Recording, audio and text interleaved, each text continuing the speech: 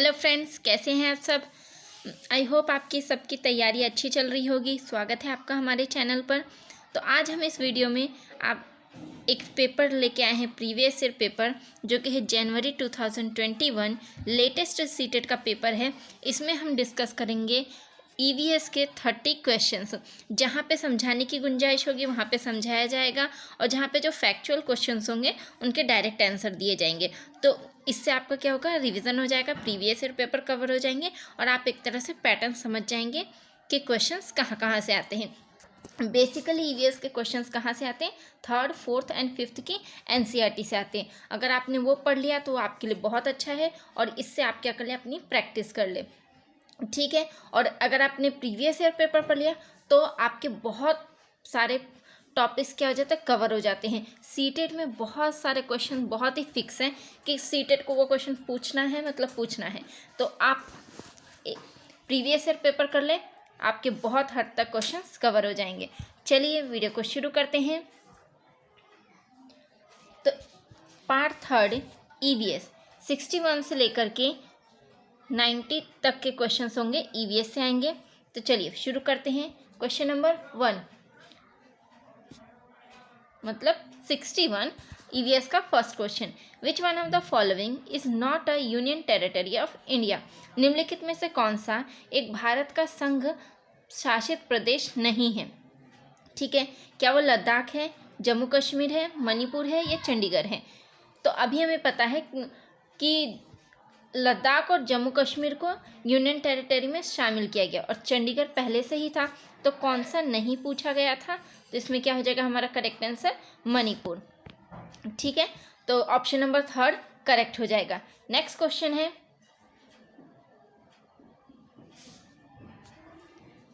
Question number 62, which among the following produce crude oil petroleum.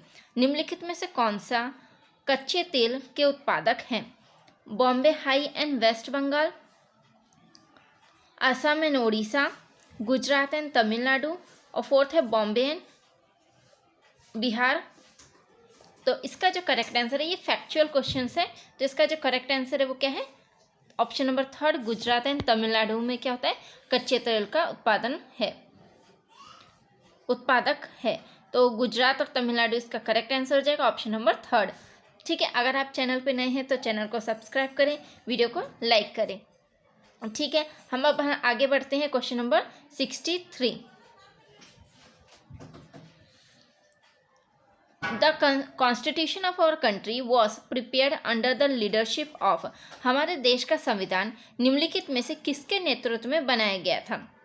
Mohandas Karamchand Gandhi, Sardar Vallabh भाई Patel, doctor Bhimrao Baba Saheb Ambedkar, या फिर Sarvepalli doctor Radhakrishnan. तो हमारा संविधान किसके लीडरशिप में बनाया गया था, तो इसका जो करेक्ट आंसर हो जाएगा डॉक्टर भीमराव बाबा साहेब अम्बेडकर। तो ऑप्शन नंबर थर्ड करेक्ट हो जाएगा। और ये बहुत ही बेसिक क्वेश्चंस था। हमने बाबा साहेब अम्बेडकर का नाम बहुत बार सुना है कि कॉन्स्टिट्यूशन में उनका कितना बड़ा रोल है। तो किसकी लीडरशिप में बनाया था, भीमराव अम्बेडकर के लीडरशिप में बनाया गया था। तो ऑप्शन नंबर थर्ड क्या हो जाएगा, करेक्ट हो जाएगा। नेक्स्ट क्वेश्चन है, और इस तरह के ही बेसिक क्वेश्चंस ईवीएस में आते हैं। सीटेट का एग्ज़ाम बहुत ही बेसिक होता है। आपको पहले एक मेंटेलिटी बनानी पड़ेगी कि टीचिंग के लिए सीटेट से इजी एग्ज़ाम कोई नहीं होता है। ठीक है, अब हम देखते हैं नेक्स्ट क्वेश्चन। और आप क्वेश्चन जब पूरे 30 क्वेश्चंस कवर होंगे तो आप समझ जाएंगे कि सीटेट कितने बेसिक क्वेश्चंस पूछता है। तो नेक्स्ट क्वेश्चन है question number 64, consider the following function for the plant. पौधे के लिए किए जाने वाले नीचे दिए गए कार्यों पर विचार कीजिए। ए है to give support to the plant, पौधे को सहारा देना। बी है टू प्रोवाइड ह्यूमस प्रदान करना। थर्ड है टू स्टोर फूड, भोजन संचित या भंडारण करना। या to observe water and mineral, पानी और खनिज को अवशोषित करना। The function of roots are, इनमें से जड़ों के कार्य क्या हैं। ए बी ओनली, केवल A B, C and D only, केवल सी डी, या बी सी डी, या ए सी डी। तो जड़ों के, हमसे फंक्शन ऑफ रूट पूछा गया है कि जड़ों के कार्य कौन कौन से होते हैं। तो जड़ के काम कौन कौन से हो जाते हैं? To give support to the plant, पौधे को सहारे देता है जड़, जितनी जड़ें गहरी होंगी उतना पौधा मजबूत होगा। उसके बाद टू स्टोर फूड, फूड को स्टोर करने का काम करता है, भोजन का भंडारण करना। और to observe water and mineral, पानी और खनिजों को अवशोषित करने का काम भी क्या करता है? रूट्स करता है। तो रूट्स के फंक्शन ए, सी और डी हो जाएंगे। तो ऑप्शन नंबर 4 क्या हो जाएगा? करेक्ट हो जाएगा, ए, सी और डी। नेक्स्ट क्वेश्चन है पोचमपल्ली। ठीक है, अगेन बेसिक क्वेश्चन और बहुत ही रिपीटेड क्वेश्चन। पोचमपल्ली साड़ी के बारे में हमेशा आता है। अगर आप क्वेश्चन नहीं भी पढ़ें तो आप देखेंगे कि पोचमपल्ली साड़ी किन स्टेट से रिलेटेड है। ठीक है, फिर भी हम क्वेश्चंस पढ़ लेते हैं। Pochampally is a town of southern state of India which is famous for its beautiful design, bright coloured Pochampally sari, and for the special kind of weave which is also called Pochampally. This town is now a part of. Pochampally Bharat के दक्षिण राज्य का एक कस्बा है जो सुंदर साड़ी के सुंदरता से डिज़ाइन की गई चमकदार रंगों की पोचमपल्ली साड़ियों और विशेष प्रकार की बुनाई जिसे भी पोचमपल्ली ही कहते हैं के लिए प्रसिद्ध है। यह कस्बा अब किस राज्य का भाग है? ठीक है, तो पोचमपल्ली किस राज्य का भाग है? क्या वो कर्नाटक का भाग है, केरल का भाग है, तेलंगाना का भाग है या तमिलनाडु का भाग है? तो ये जो पोचमपल्ली है वो किस राज्य का भाग है? और अब की बात की गई है ना, तो ये पेपर 2021 का है। तो 2021 में ये कहाँ का भाग हो गया है? तेलंगाना का। तेलंगाना कहाँ से डिवाइड हुआ? आंध्र प्रदेश से टूट करके एक नया राज्य बना है तेलंगाना।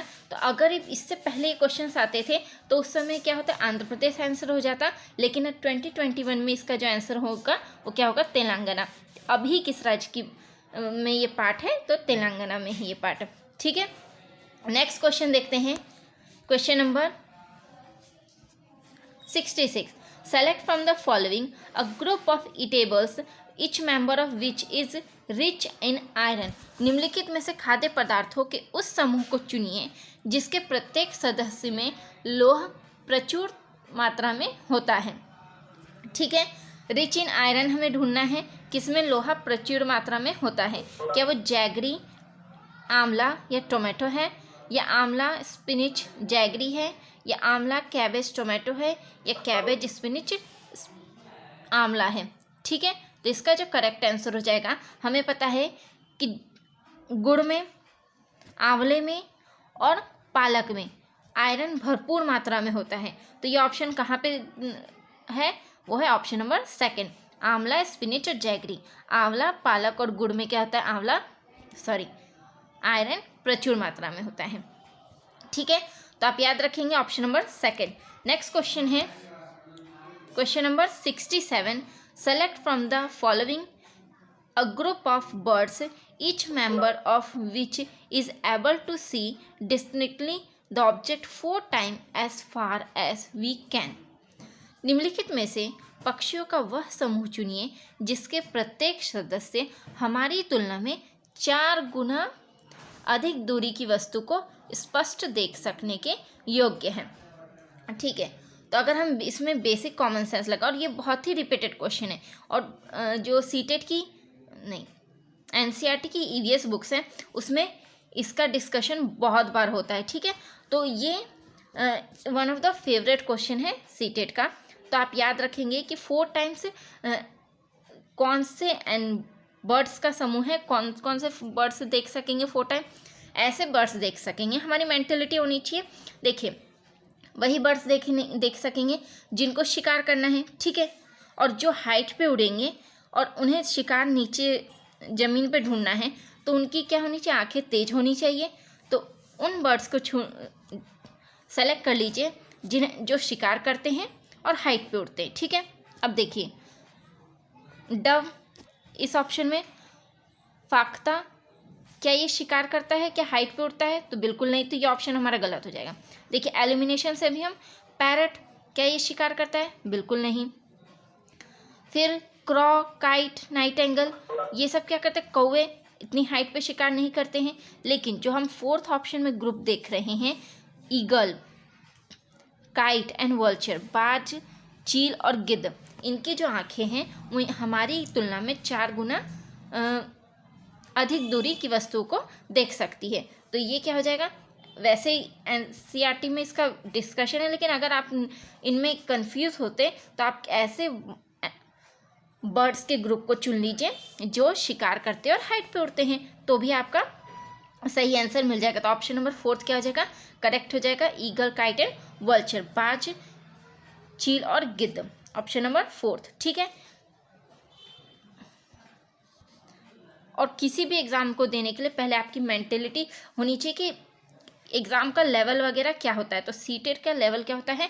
बहुत इजी होता है, बहुत ही ईजी होता है। आप मेंटेलिटी बनाएं कि आपका फर्स्ट टाइम में ही सीटेट आराम से निकल सकता है।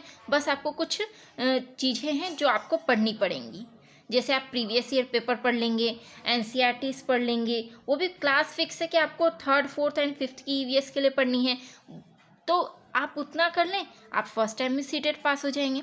ठीक है, अब देखते हैं next question, question number 68। In which of one of the following state most villagers construct their wooden houses 3 to 3.5 meter above the ground on strong bamboo pillar with sloping roof? नीचे दिए गए किस राज्य के ग्रामीण लोग अपने ढालू छत वाले लकड़ी के मकान मजबूत बांस के खंभों पर धरती से 3 से 3.5 मीटर की ऊंचाई पर बनाते हैं? ठीक है, अगेन सीटेट का बेस्ट और फेवरेट क्वेश्चन। देखिए, सीटेट में कुछ राज्यों की घरों की बात होती है, जिसमें असम, लद्दाख, कश्मीर और राजस्थान, इनके घर क्या है? फेमस है। मतलब घुमा फिरा के इनसे घर से क्वेश्चंस आते ही आते हैं। ठीक है, तो इसमें जो घर की बात की गई है कि ग्राउंड से बम्बू के पिलर पे कौन से घर बनाते हैं जिनकी जो छत रहती है वो क्या होती है? स्लोप वाली रहती है। तो वो कौन से घरों की बात कर रहे हैं? कहाँ वो घर कहाँ पे होते हैं? तो वो घर होते हैं आसाम में। तो इसका जो करेक्ट ऑप्शन हो जाएगा 3rd हो जाएगा। और ये घर इतनी हाइट पर क्यों बनाए जाते हैं? तो वो कारण है कि वहाँ पे बाढ़ बहुत आती है, तो बाढ़ के पानी से बचने के लिए वो अपनी घर को बैम्बू पे इतनी हाइट पे बनाते हैं। तो कई बार ऐसे भी क्वेश्चन आते हैं कि इतनी हाइट पे ये घर, बाढ़ से बचने वाले राज्य कौन से राज्य में ऐसे घर बनाए जाते हैं? बहुत ही रिपीटेड क्वेश्चन है, और मैंने जो बताया राजस्थान, लद्दाख, आसाम और कश्मीर के घरों के बारे में आप ज़रूर पढ़ेंगे। ठीक है, और अगर आपने पढ़ा होगा तो वीडियो को पॉज करके उसे रिवाइज कर ले। आपको मतलब जैसे असम का नाम लिया तो वहाँ के घरों की पिक्चर, आपको उसकी कैरेक्टरिस्टिक्स दिमाग में आनी चाहिए। लद्दाख के घरों के नाम लिए तो 2 स्टोरी बिल्डिंग्स, ठीक है, वो आपको याद आने चाहिए। फिर राजस्थान के घरों का अगर आप रिवीजन ऐसे ही करेंगे, आप स्टेट बोलते जाएंगे और उसके कैरेक्टरिस्टिक्स आपको दिमाग में आने चाहिए। ठीक है, आई होप आपको तरीका पसंद आया होगा। पर ये बेस्ट तरीका है कि आप उसके बारे में जानते हैं तो नाम लेते ही आपको पिक्चर बननी चाहिए, इमेज दिमाग में। ठीक है, तो ये घर आप ज़रूर पढ़ लेंगे अगर नहीं भी पढ़ा है तो। नेक्स्ट क्वेश्चन देखते हैं, question number 69। With respect to the location of Delhi on the map of India, the direction of the location of Gandhinagar, capital of Gujarat, and Patna, capital of Bihar, respectively are. Bharat के मानचित्र में दिल्ली की स्थिति के सापेक्ष गांधीनगर गुजरात की राजधानी जो है और पटना जो कि बिहार की राजधानी है की दिशाएं क्रमशः है। ठीक है, हमको दिल्ली के रिस्पेक्ट में गांधीनगर और पटना की लोकेशन बतानी है। ठीक है, तो क्या वो south east and south west है, या साउथ वेस्ट और साउथ ईस्ट है, या नॉर्थ ईस्ट और साउथ वेस्ट है, या साउथ वेस्ट और नॉर्थ ईस्ट है? ये भी अगेन रिपीटेड क्वेश्चन है सीटेड में। मतलब जो पैटर्न है उससे अगले साल भी ऐसे ही क्वेश्चंस आएंगे। पिछले बार भी ऐसे ही क्वेश्चंस आए हुए हैं। अगर आप प्रीवियस ईयर हमारे ही चैनल पे अगर जाके देखेंगे तो इसका शायद फर्स्ट ही क्वेश्चन किसी ईयर में इससे रिलेटेड है। तो एक क्वेश्चन तो इससे भी बनता ही है कि हमें क्या करना है। सपोज दिल्ली, हम मैप, एक रफ डायग्राम अपने दिमाग में सोचना है। ठीक है, तो ये मैंने एक मिनट, सपोज दिल्ली इधर होती है, हम पूरा मैप तो नहीं बनाते, और गुजरात इस साइड होता है और बिहार इधर होता है, ठीक है। अब दिल्ली से गुजरात किस डायरेक्शन में पड़ रहा है, तो हम ये फिगर तो आपको ज़रूर याद रखना है। एक मिनट, सबसे पहले ये डायरेक्शन मैप बनाए, नॉर्थ साउथ WE, याद रखने के लिए V आप याद रखते वेस्ट एंड ईस्ट। अब हम क्या करेंगे, एक रफ पे दिल्ली हमारा यहाँ हम मानेंगे, तो गुजरात हमारा यहाँ होता है और बिहार हमारा इधर होता है, तो ये यहाँ से ये किस डायरेक्शन में आ रहा है, ठीक है। तो ये किधर आ रहा है, साउथ वेस्ट में, ठीक है। और ये किस साइड आ रहा है, साउथ ईस्ट में। तो साउथ वेस्ट और साउथ ईस्ट में कौन सा ऑप्शन है, south west and south east, option number 2। आराम से हमें जवाब मिल गया, ठीक है। एक रफ डायग्राम आपको बनाना पड़ेगा, नहीं तो बहुत बार कन्फ्यूजन होता है, आप बिहार के रिस्पेक्ट में देखने लगते हैं, बहुत बार होता है ऐसा, है ना। तो आपको क्या करना है, एक रफ डायग्राम जैसे मैंने बनाया कि दिल्ली हमारा यहाँ होता है और उसके नीचे इस साइड कहीं गुजरात होगा, हमें पूरा एग्जैक्ट भी नहीं बनाना, हमें बस उसके बाद बिहार, तो ऑब्वियस सी बात है ऊपर नहीं होगा, बराबर में नहीं होगा, तो इस साइड होगा। हमने क्या किया, डायरेक्शन से अब आंसर निकाल लिया, ठीक है। एक तरह से रीजनिंग का ही क्वेश्चन हुआ, तो इसका आंसर क्या हो जाएगा, 2, south west and south east, ठीक है। और ये बात जरूर ध्यान रखना है कि किसके रिस्पेक्ट में पूछा गया है, तो दिल्ली के रिस्पेक्ट में पूछा गया था, ठीक है। ऑप्शन नंबर 2 करेक्ट हो जाएगा। Question number 70, which one of the following did experiment with pea plant and found that pea plant has some traits which comes in a pair such as rough or smooth, tall or short, yellow or green, etc. निम्नलिखित में से किसने मटर के पौधों के साथ प्रयोग किए और यह पाया कि मटर के पौधे में कुछ ऐसे लक्षण होते हैं जो जोड़ियों में पाए जाते हैं, जैसे चिकने या खुरदुरे, लंबे या बौने, पीले और हरे आदि। तो जो पी प्लांट पे एक्सपेरिमेंट किसने किया है, तो अगेन ये बहुत ही बेसिक क्वेश्चन है, हमने स्कूल टाइम में बहुत बार पढ़ा है कि पी प्लांट पे एक्सपेरिमेंट किसने किया है, मेंडल ने। तो इसका जो आंसर हो जाएगा वो कौन हो जाएंगे, क्या वो डॉक्टर MS स्वामीनाथन, बिल्कुल नहीं, जॉर्ज जॉन मेंडल या जॉर्ज मैस्ट्रल या चार्ल्स डार्विन। तो हमने पी प्लांट का एक्सपेरिमेंट के बारे में किससे पढ़ा है, जॉन मेंडल से, ठीक है। आप सिर्फ मेंडल भी याद रखेंगे तो आपको इजी हो जाएगा, ठीक है। तो इसका जो करेक्ट आंसर है मेंडल हो जाएगा, ऑप्शन नंबर 2, ठीक है। और जैसे जैसे ये वीडियो मतलब हम लास्ट क्वेश्चन तक आएंगे तो आप देखेंगे कि बहुत सारे क्वेश्चंस क्या होंगे, बहुत ही कॉमन क्वेश्चंस होते हैं जो आप इजीली जवाब दे सकते हैं, ठीक है। अब नेक्स्ट क्वेश्चन है क्वेश्चन नंबर 71। ये थोड़ा सा मतलब आउट ऑफ मतलब हमारे सिलेबस का नहीं है, पर सीटेट के मोस्ट इम्पॉर्टेंट टॉपिक्स में से एक है। सीटेट हर बार अपने थीम्स जो EVS की 6 थीम्स हैं उनके बारे में क्वेश्चंस पूछता रहता है। पिछले आए हुए ईयर्स में सीटेट ने एक तरह से पूछा था कि कौन सा इनमें से पार्ट नहीं है, ठीक है, 6 थीम में से। और अब क्वेश्चन जो सीटेट का क्वेश्चन है कि इन चारों में से कौन सा जो 6 थीम का एक थीम है, ठीक है। तो पूछने का तरीका अलग हो सकता है, पर इससे भी क्वेश्चंस आते हैं।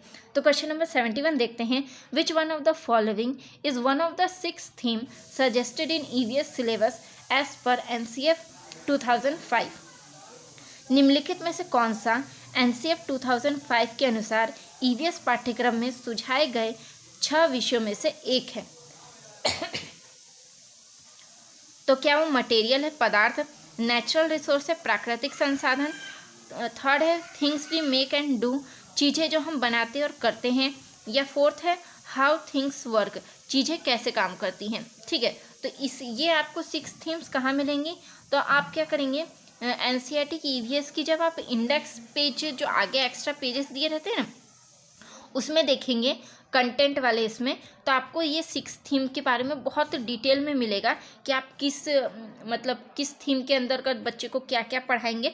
तो 6 थीम जैसे food, shelter, work and play, ये कुछ थीम्स हैं, ठीक है। तो हमें बताना है कि इनमें से कौन सी एक थीम है, ठीक है। इनमें सिर्फ एक ही थीम आ रही है, बाकी 5 थीम्स आपको उस बुक्स में से मिल जाएगी, ठीक है। तो इसका जो करेक्ट आंसर है वो ऑप्शन नंबर क्या है, 3 है, things we make and do, चीज़ें जो हम बनाते और करते हैं, ठीक है। और जब हम एनसीईआरटी की वहाँ पे थीम्स पढ़ेंगे उसमें कुछ आपको सब थीम्स भी मिलेंगी, तो वो आप ज़रूर पढ़ें, ठीक है। नेक्स्ट क्वेश्चन है 72, what should be avoided in anecdotal record, उपाख्यान अभिलेखों में क्या नहीं दर्ज करना चाहिए। फर्स्ट है आइडेंटिफाइंग मेनली प्रॉब्लमेटिक सिचुएशन, मुख्य रूप से समस्याग्रस्त स्थितियों की पहचान करना, या B making statement of judgments, निर्णय वाले कथनों को लिखना, या थर्ड है आइडेंटिफाइंग स्ट्रेंथ एंड वीकनेस, मजबूती और कमजोरियों की पहचान करना, या फोर्थ है identifying child's area of interest and relationship etcetera, बच्चों की रुचि और संबंधों के आदि के पहचान करना। तो एनेक्डोटल रिकॉर्ड में हम क्या करते हैं, बच्चे की स्ट्रेंथ, वीकनेस, इंटरेस्ट और मार्क्स वगैरह, ये सब चीज़ें मतलब ओवरऑल जो भी हम स्कूल टाइम में ऑब्जर्व करते हैं उसकी सबकी जानकारी लिखी जाती है, ठीक है। लेकिन हम उसमें प्रॉब्लमेटिक सिचुएशन, समस्यागत स्थिति, मुख्य रूप से समस्यागत की पहचान नहीं करते हैं, और मेकिंग स्टेटमेंट ऑफ जजमेंट, निर्णय वाले कथनों को भी नहीं लिखते हैं। लेकिन हम स्ट्रेंथ वीकनेस को लिखते हैं, और जो चाइल्ड का जो इंटरेस्ट है, रिलेशनशिप है, उनके बारे में भी लिखा जाता है। तो हमें यहाँ पूछा गया था किसे हम अवॉइड करेंगे एनेक्डोटल रिकॉर्ड में, तो हमारा जो ऑप्शन हो जाएगा, हम ए और बी को क्या करेंगे, अवॉइड करेंगे। तो इसका जो करेक्ट आंसर हो जाएगा वो क्या हो जाएगा, option number first A and B, A और बी करेक्ट हो जाएगा। नेक्स्ट है 73, how will you plan for a integrated EVS classroom, आप एक एकीकृत ईवीएस कक्षा के लिए कैसे योजना बनाएंगे।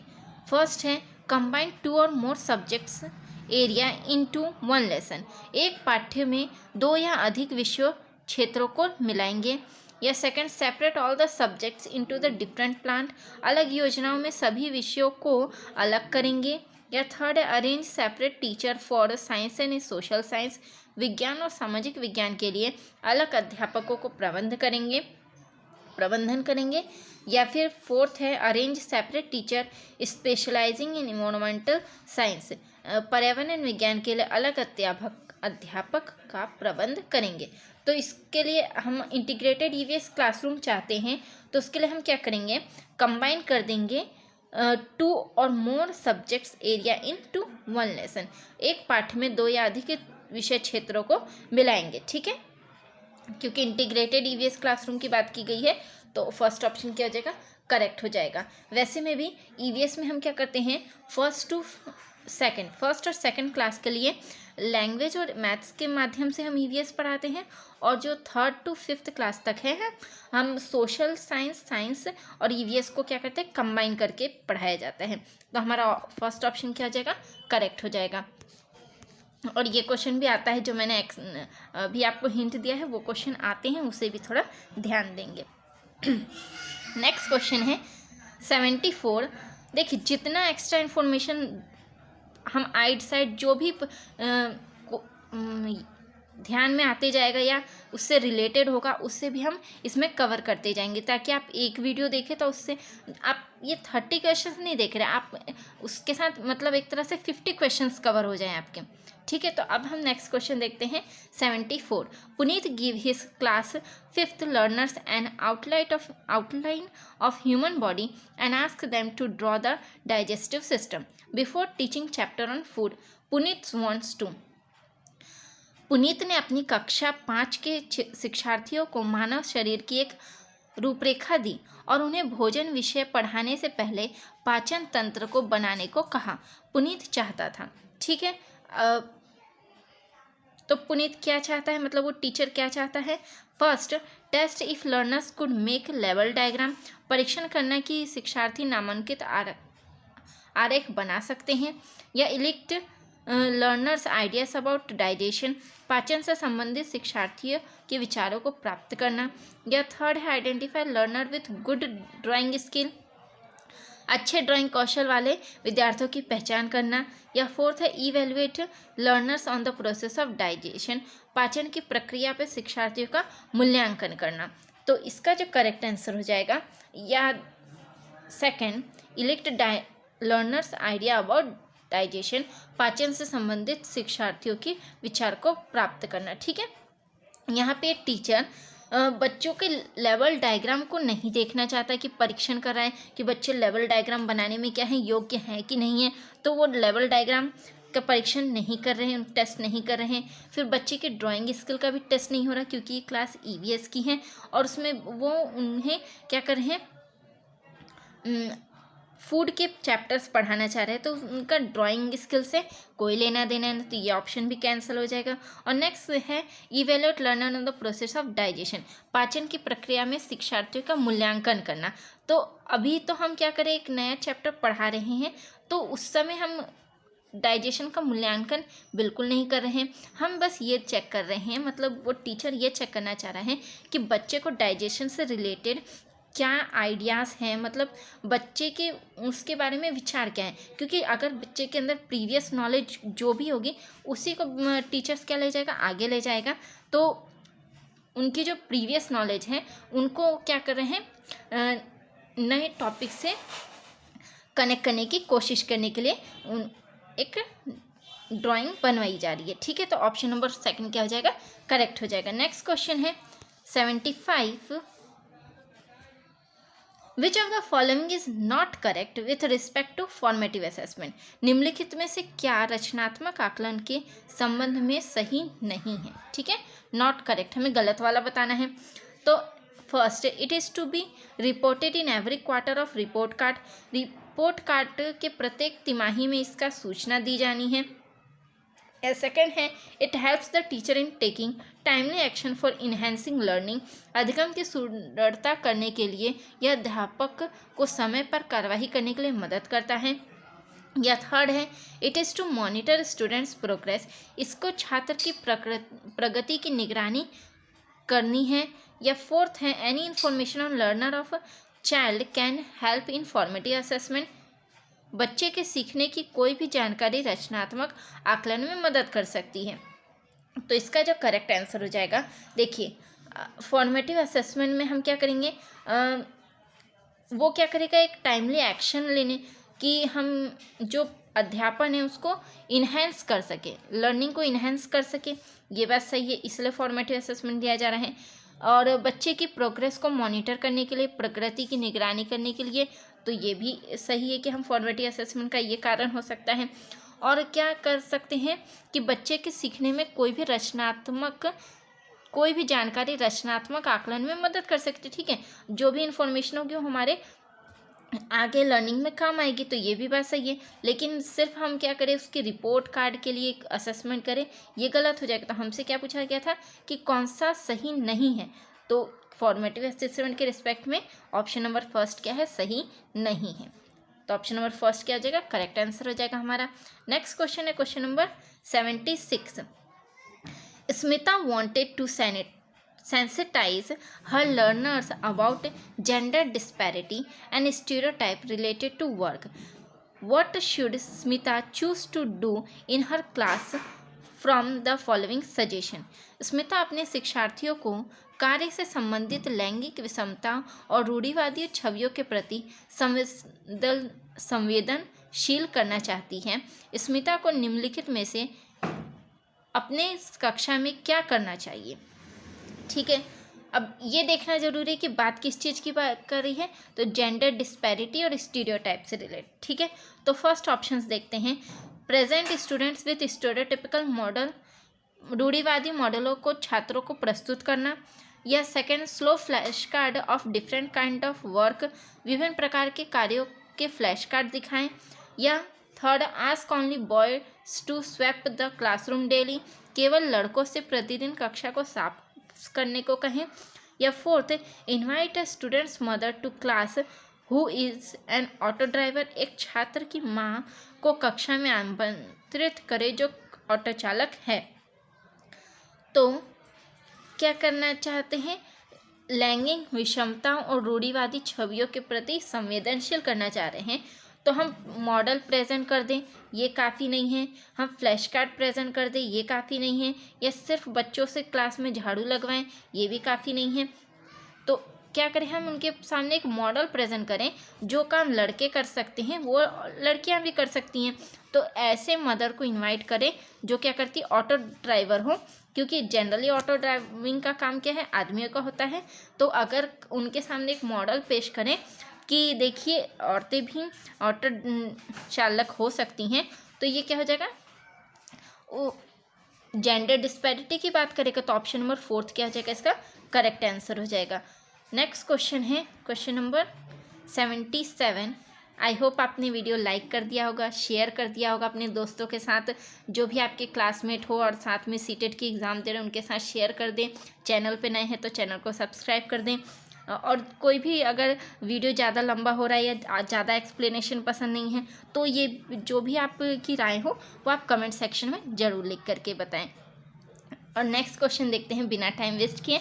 77, समयान of class 5th usually does not do his given classwork. The best measure to address the situation could be to, कक्षा 5 के समयान आमतौर पर अपना दिया हुआ कक्षा का कार्य नहीं करते हैं।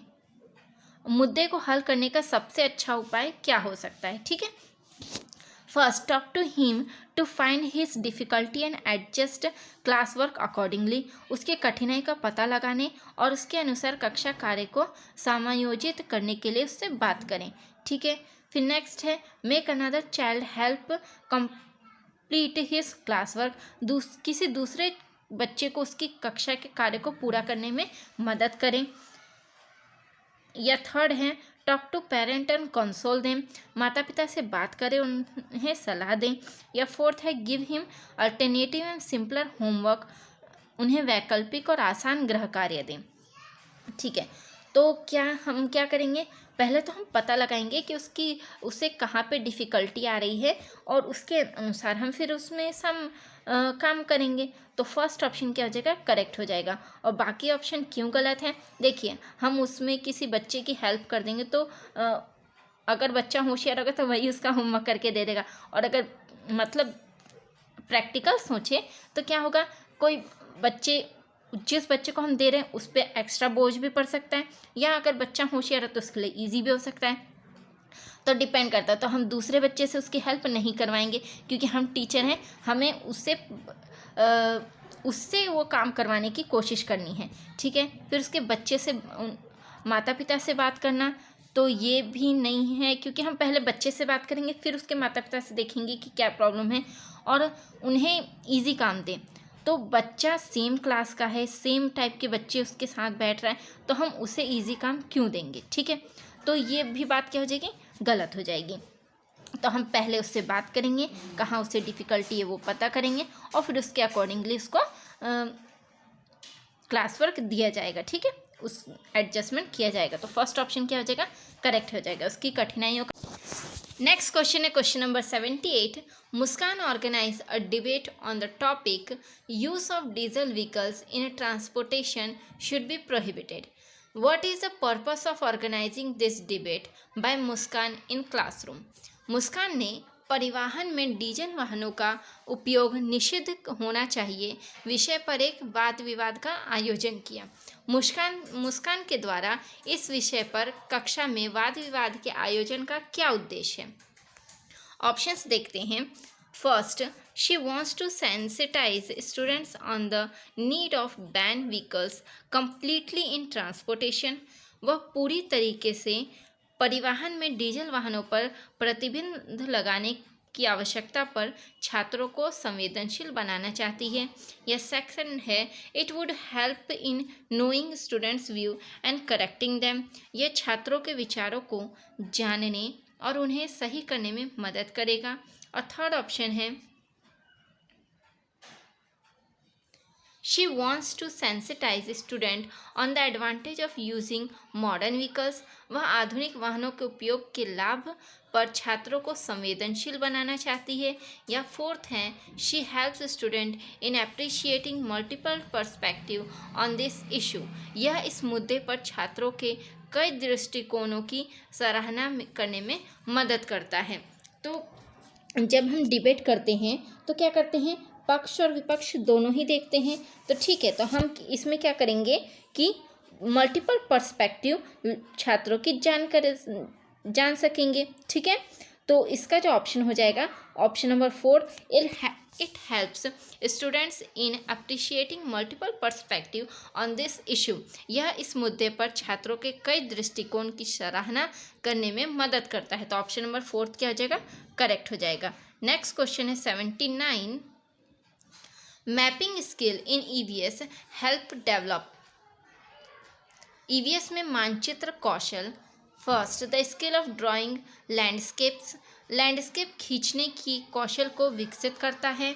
या the skill of predicting and calculating, पूर्वानुमान और गणना के कौशल को विकसित करता है।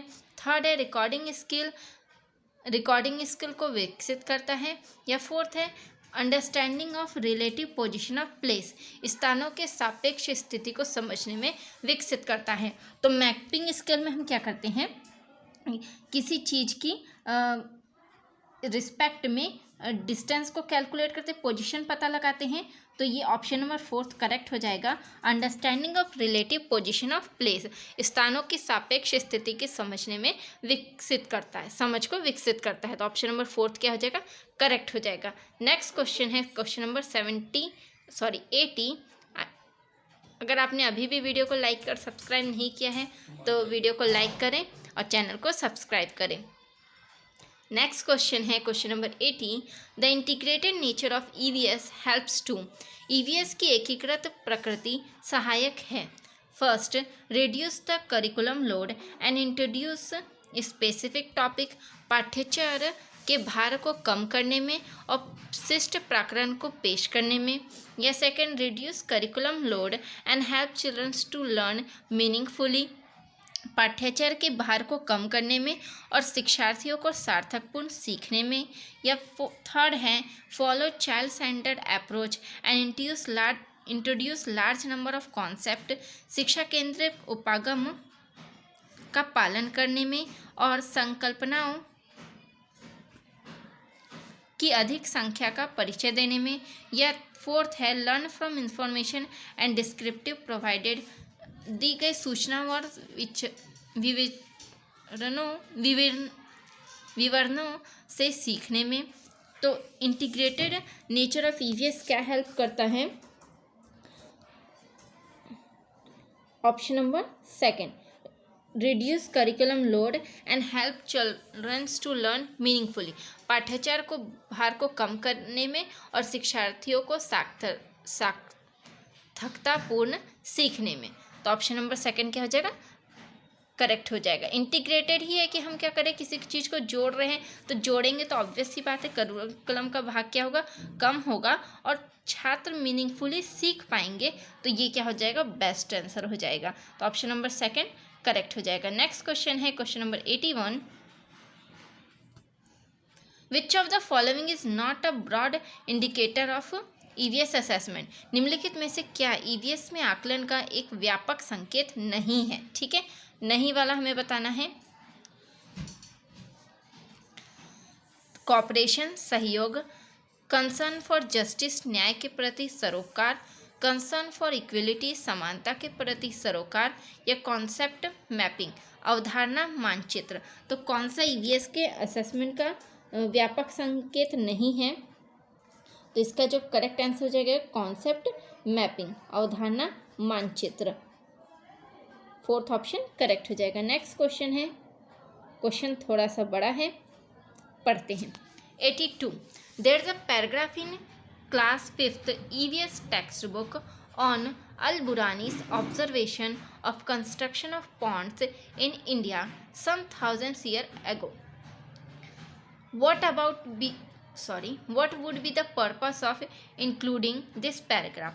कुछ हजार साल पहले भारत में तालाबों के निर्माण के अल-बुरानी के अवलोकन के आधार पर कक्षा 5 में ईवीएस में पाठ्यक्रम में एक अनुच्छेद है। इस अनुच्छेद को शामिल करने का उद्देश्य क्या है? ठीक है, तो क्या उद्देश्य है अल-बुरानी के उस अनुच्छेद को शामिल करने का? ऑप्शंस देखते हैं, कुछ हमें पॉइंट्स दिए के बताना है कौन सा सही है। ठीक है, तो A, it helps learner to identify source of history, यह इतिहास के स्रोतों की पहचान करने में शिक्षार्थियों की मदद करता है। सेकंड है, it helps learner to improve their recording of observation, यह शिक्षार्थियों को उनके अवलोकनों की रिकॉर्डिंग में सुधार करने में मदद करता है। या सी है, it helps learner to predicate technology present in India some 1000 year back, यह शिक्षार्थियों को कुछ हजार साल पहले भारत में मौजूद तकनीकी की सराहना करने में मदद करता है। या D, it helps learner to appreciate the role of evidence in history, यह शिक्षार्थियों को इतिहास में साक्ष्य की भूमिका की सराहना करने में मदद करता है। तो जो अल-बुरानी का जो ऑब्जर्वेशन है पॉइंट्स के रिलेटेड, वो छात्रों को किस चीज़ में हेल्प करने वाला है? तो क्या हो जाएगा इसका आंसर? देखिए, फर्स्ट ऑप्शन की बच्चे आइडेंटिफाई करेंगे सोर्स ऑफ हिस्ट्री को, ये बात सही है। ठीक है, फिर जो 1000 साल पहले जो टेक्नोलॉजी है छात्र उसको अप्रिशिएट करेंगे, ये भी बात सही है। अप्रिशिएट करेंगे, उससे कुछ सीखेंगे, है ना। और फिर डी ऑप्शन है, it helps learner to appreciate the role of evidence in history, जो भी इतिहास में साक्ष्य मौजूद हैं उनकी बच्चे सराहना करेंगे। ठीक है, उससे कुछ सीखेंगे। तो ए सी डी क्या है? करेक्ट है, लेकिन ये उनकी रिकॉर्डिंग ऑब्जर्वेशन में इम्प्रूव करेगा, तो ये क्या हो जाएगा? गलत हो जाएगा। तो ए सी और डी क्या है? करेक्ट है। ऑप्शन नंबर सेकंड क्या हो जाएगा हमारा? करेक्ट, ए सी और डी। ठीक है, फिर नेक्स्ट है, इसके साथ ही आपको मतलब और थोड़ी इन्फॉर्मेशन अल-बुरानी के बारे में करेक्ट करनी है कि अल-बुरानी कहाँ से आया था। ठीक है, किसके शासनकाल में आया था, इसके बारे में भी आपको जानकारी रखनी है, इससे रिलेटेड भी क्वेश्चंस आते हैं। नेक्स्ट क्वेश्चन देखते हैं, question number 83।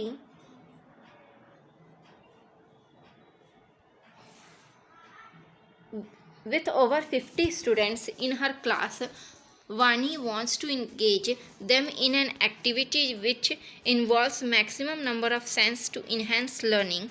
Which of the following activities will be suitable for this purpose?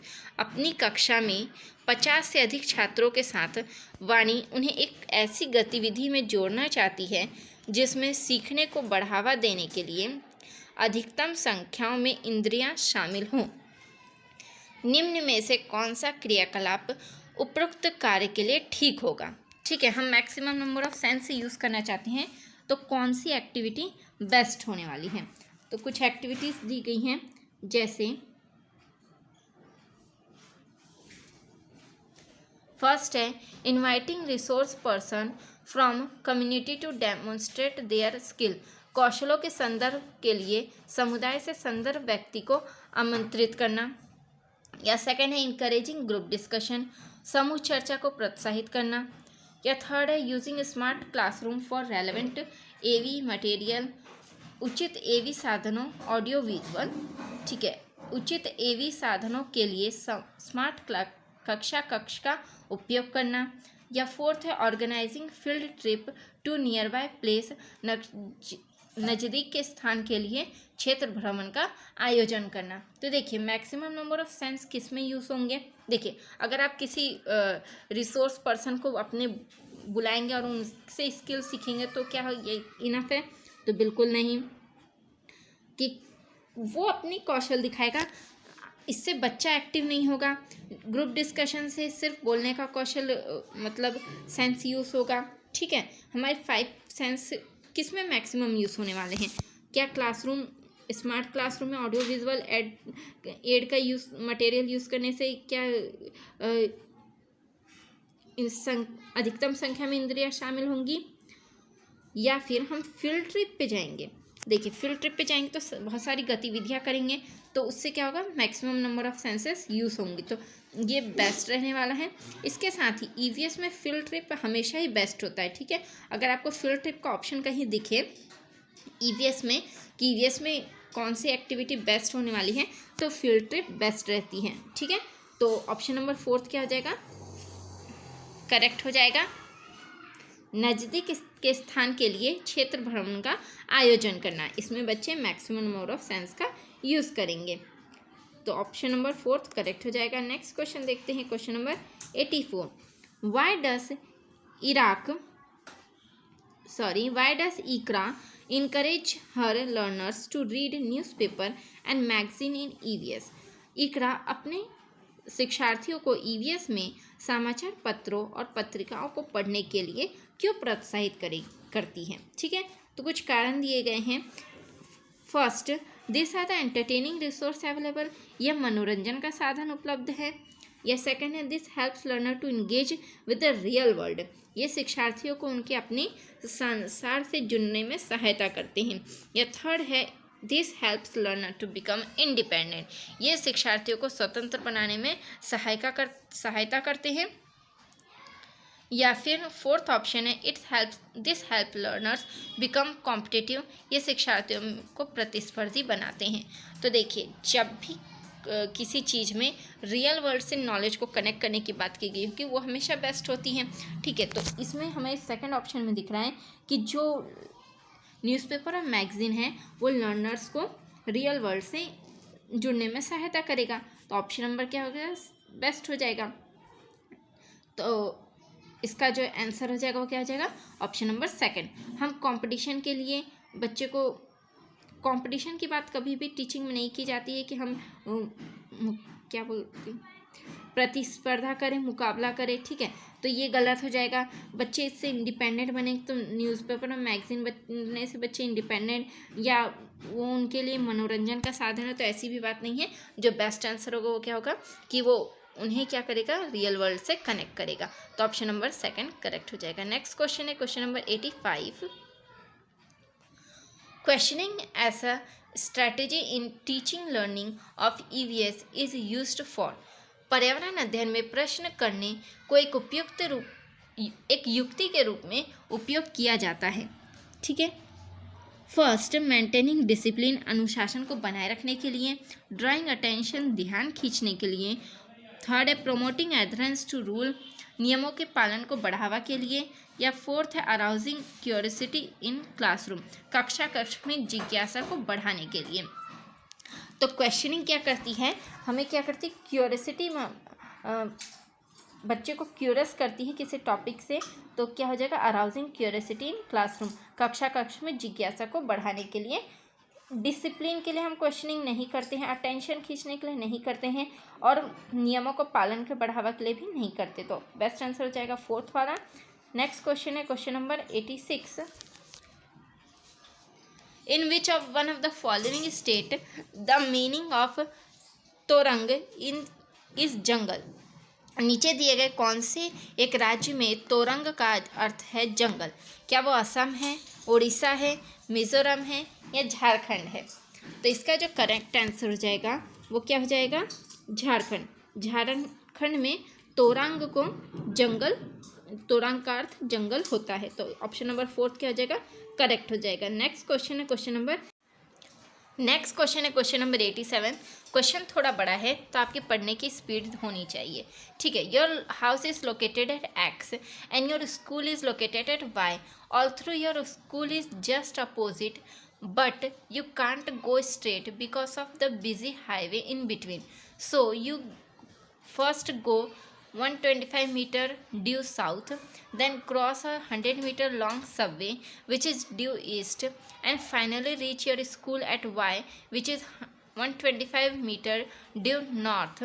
With respect to your school at y, your house at x is, आपका घर x पर स्थित है तथा आपका विद्यालय y पर स्थित है।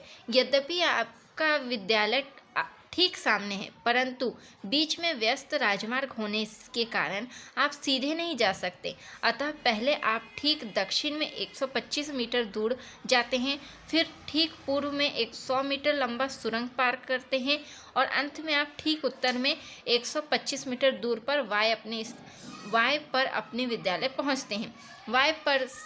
वाय पर विद्यालय के सापेक्ष एक्स पर आपका घर कहाँ स्थित है। ठीक है, हमें डायरेक्शन बताना है कि आपके स्कूल से आपका घर का डायरेक्शन क्या है। तो पहले हमें क्या बताना है, देखते हैं, एक थोड़ा ड्रॉ कर लेते हैं। ठीक है, तो सबसे पहले आप जब भी डायरेक्शन वाला क्वेश्चन सॉल्व करें तो आप ये ज़रूर बना लें नॉर्थ, साउथ, वेस्ट और ईस्ट। इससे आपको पता चलेगा कि आपको मुड़ना कहाँ है। ठीक है, अब हम लेते हैं कि आपका जो घर है वो यहाँ पे है एक्स पे। ठीक है, अब फॉलो करेंगे कि हमें कहाँ कहाँ जाना है। ठीक है, तो सबसे पहले आप ठीक दक्षिण में 125 मीटर दूर जाते हैं। ठीक है, आपको दक्षिण में जाना है।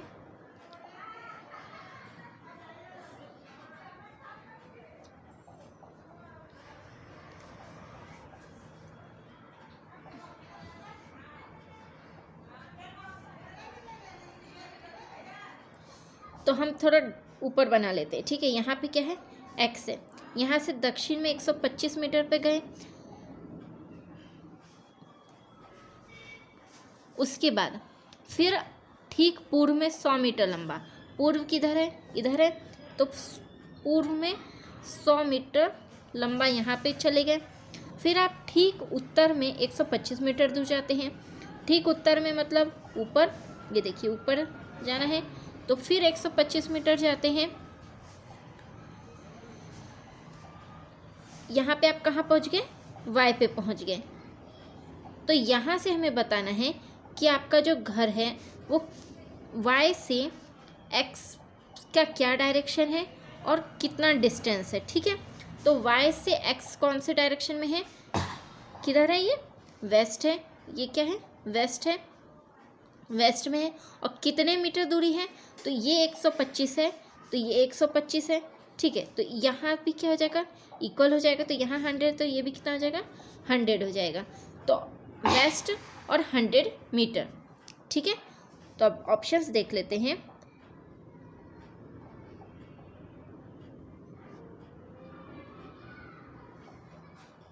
ठीक है, ऑप्शन क्या मिल गया हमें, third 100 metre due west, 100 metre थी पश्चिम। ठीक है, तो आपको ये ड्राइंग जरूर बनानी पड़ेगी, क्योंकि बिना ड्राइंग के हम सिर्फ अंदाज़ा लगा सकते हैं। ठीक है, आप उतने क्लियर नहीं हो पाएंगे कि आप एग्जैक्ट सही आंसर है कि नहीं है। तो आपको क्या करना है, ड्राइंग जरूर बनाना है, तो आपका आंसर ईजिली निकल जाएगा। तो इसका जो आंसर हो जाएगा वो थर्ड हो जाएगा। नेक्स्ट क्वेश्चन की तरफ बढ़ते हैं। नेक्स्ट क्वेश्चन है question number 88। A boy boarded a train on 4th June 2020 at Nagarkoil from Madgaon. The train departed at 22:30 hours from Nagarkoil and reached Madgaon at 4:30 hours on 6 June 2020. If the distance covered by the train during this time interval is 1145 km, the average speed of the train was nearly। ठीक है, कोई लड़का नागरकोइल से मडगांव जाने के लिए 4 जून 2020 को किसी रेलगाड़ी में सवार हुआ। यह रेलगाड़ी 22:30 को नागरकोइल से चली और 6 जून 2020 को 4:30 बजे 4:30 पे मडगांव पहुंची। यदि इस समय अंतराल में रेलगाड़ी ने 1145 किलोमीटर की दूरी तय की तो रेलगाड़ी की औसत चाल लगभग क्या थी। ठीक है, आप समझ गए होंगे कि 4 तारीख से कोई ट्रेन चली और कब पहुंची, 6 तारीख को पहुंची। यहाँ पे कितने बजे चली है, 22:30 से, और पहुंची कितने में है, 4:30 में। और इनके बीच का जो डिस्टेंस है वो कितना है, 1145 किलोमीटर। ठीक है, जितनी इन्फॉर्मेशन दी गई थी वो हमने शॉर्टकट में लिख ली। अब हमें बताना है कि एवरेज स्पीड क्या है। देखिए, एवरेज स्पीड के लिए क्या होती है, स्पीड के लिए क्या होता है, डिस्टेंस अपॉन में टाइम। डिस्टेंस हमें दिया गया है 1145, हमें टाइम नहीं पता, हमें टाइम स्टार्टिंग टाइम और एंडिंग टाइम दिया गया है पर हमें टाइम नहीं दिया गया है। तो हम क्या कर रहे हैं कि पहले टाइम निकाल लेंगे कि इनके बीच में कितना टाइम लगा, तो फिर हम एवरेज स्पीड निकाल लेंगे। ठीक है, तो अब हम सॉल्व करते हैं। और ये मतलब मडगांव और नगरकोलिका क्वेश्चन क्या है, बहुत फेवरेट है। पिछले प्रीवियस पेपर में भी आपको ये क्वेश्चन सेम मिल जाएगा, बस थोड़े डाटा चेंज है। बाकी मडगांव और नगरकोलिका के क्वेश्चन आते रहते हैं। तो इसको सॉल्व करते हैं। क्या किया हमने, 4 तारीख से हम चलें और 6 तारीख को पहुँचे, तो 4 तारीख से पहले 5 तारीख भी आएगा। ठीक है, 4 तारीख को हम कितने बजे चले, 22:30 पे। तो अगले दिन 5 तारीख 22:30 तक कितने घंटे हो जाएंगे, 24 घंटे। फिर 6 तारीख को हम कितने बजे पहुंच रहे, 4:30 पे। तो 22:30 से 4:30 तक कितने घंटे हो जाएंगे, ये हो जाएंगे 6 घंटे। ठीक है, तो अब हमारे पास टोटल टाइम कितना लगा, यहाँ पे 24 घंटे लगे एक दिन और फिर 6 घंटे और लगे, तो टोटल कितने घंटे लगे हैं, पूरे 30 घंटे लगे हैं। मतलब टाइम कितना हो गया हमारा, 30 आवर्स। ठीक है, डिस्टेंस हमें गिवन था कितना, 1145 किलोमीटर।